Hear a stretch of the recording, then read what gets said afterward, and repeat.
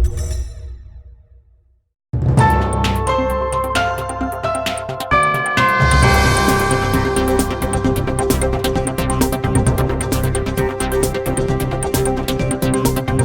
this BME ME session, we have with us one of the PhD candidates from Chemical and Biochemical Engineering at Johns Hopkins University, Ms. Hasini Jayatilaka, and we warmly welcome you to the Department of Electronics and Telecommunications.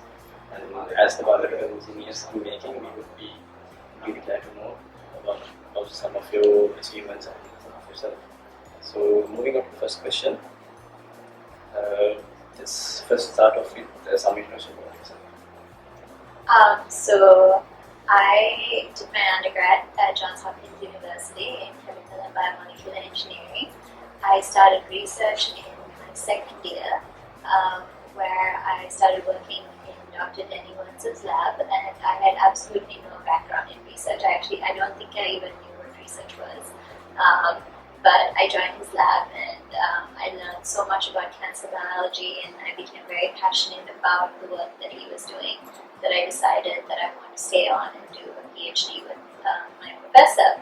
And luckily, in my second year as well, I went to this seminar where they were talking about bacterial cells and how they move, and I thought, oh, I see this in my cells.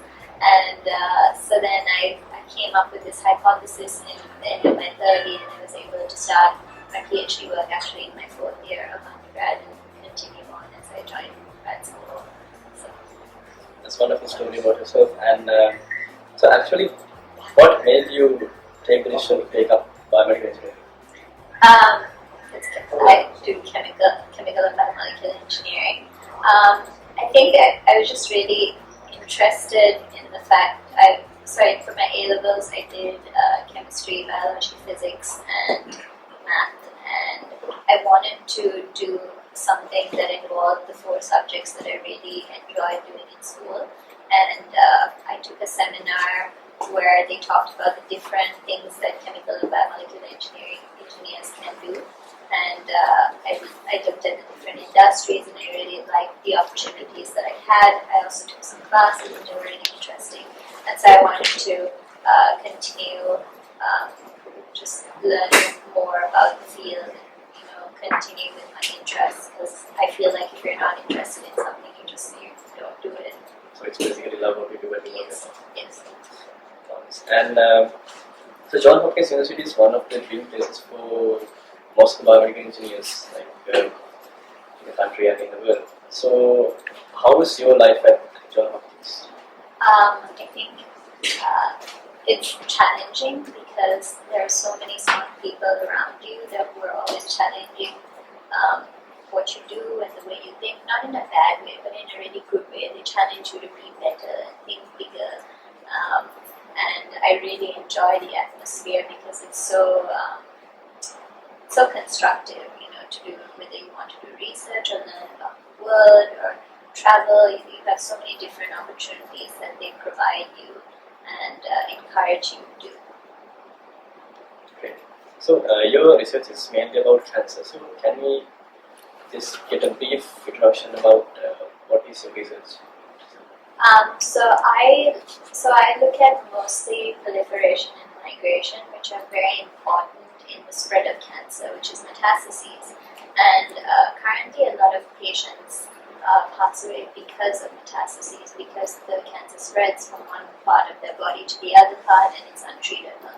And so I'm trying to figure out the different mechanisms that govern metastases and how by blocking them I can maybe stop the process and thereby improve patient outcomes. So coming back to Sri Lanka, and now biomedical engineering is relatively a new field that is emerging in Sri Lanka, and it was just 3 years ago that actually University of Proliferation, which is in prime time technology, actually started the biomedical program in the Department of Electronics and Telecommunications, and even that degree program is actually based on medical instrumentation and medical imaging. So still we are working on the chemical and biological aspects of it.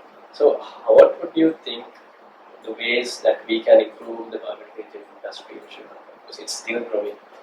And as a biomedical engineering in making, how would you like to see that happen with growth of BME?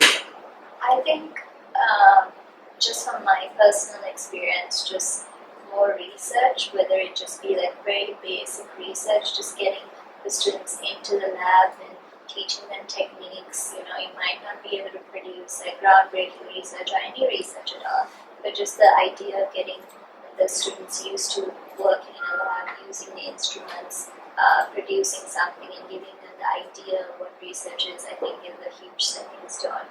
And then maybe further down the line, you know, increasing the breadth of research that people do for maybe not only with cells and like matrices, which is what I do, but also different types like testing maybe you know, hearing in plants or something like that, and maybe moving into doing more like mice work or animal work. I think that's really important part of research now, and for people to publish in something that is necessary. So, you know, starting with the baby steps and slowly expanding as the students get used to the idea of research and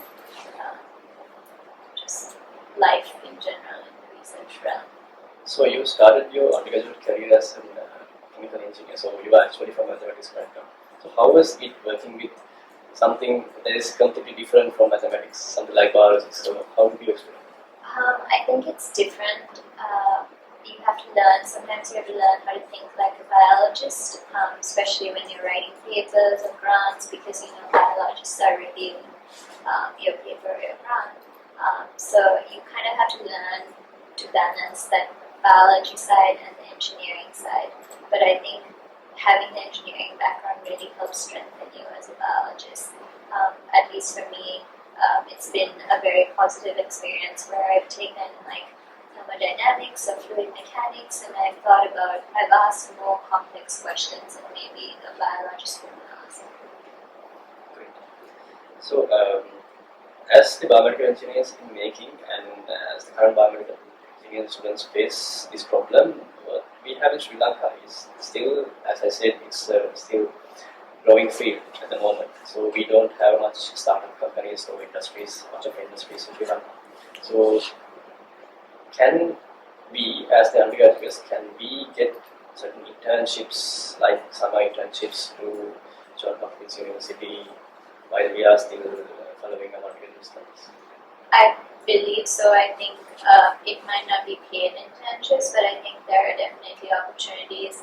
For instance, if you wanted to come and work in my lab, you would maybe contact my professor and say, I'm really interested in learning from you. Would it be a possibility for me to come work with you? And, we would sort of set up something where you come for 3 months or 6 months and you sit and do research with us. In my lab, we don't really care about the experience as long as you're willing to work hard and, learn the techniques from us and work independently. And so there are definitely opportunities. I know some universities have these different programs that you can apply into, and they might even pay you to come do it. So there are different opportunities across America for you to gain experience. So what exactly are the eligibility criteria for applying for internship in GHU? At Hopkins, I think just being an undergraduate student, I think should be enough. Just maybe showing some interest in the field that you want to do an internship in would be nice. For instance, if you wanted to apply in my lab, maybe you would say, I read your papers, I was absolutely fascinated, I would love to come work with you. But other than that, I don't think as an undergraduate, you're not really expected to have a lot of experience under your belt. So one final question. As a professional who is going to be working in the biomedical industry very soon after you obtain your PhD, what is the message that you would give the biomedical students in Sri Lanka and all over the world? I think it's, I would say from my personal experience, just working really hard, just pushing yourself beyond your limits, whether it's working like a 14-15 hour day to make sure you get a result, whether you have to wake up at 4 a.m. on a Sunday and run to lab, you have to be willing to put in the work. I think if people see that you're willing to put in the work, they want to work with you. And also also just being passionate about what you do. I think if you don't enjoy it, you're not going to be able to get through however many years you have to be doing a job. And so you want to make sure you love what you're doing, you're extremely hardworking, you're dedicated. And I think you should also be honest. I think people, at least my PI, really appreciates honesty and just being able to produce good work. And yeah. There's wonderful advices coming from Ms. Hasini Jayatilaka, PhD candidate from the Johns Hopkins University Biomolecular and Chemical Department. And we thank you greatly for joining us here today in our department of Telecommunications at the Institute of Proliferation. And we wish you all the success in the future events to come, and we hope that you will make us and our country all of us proud. Thank you. Thank you very much. Thank you for having me. That winds up this session of BME and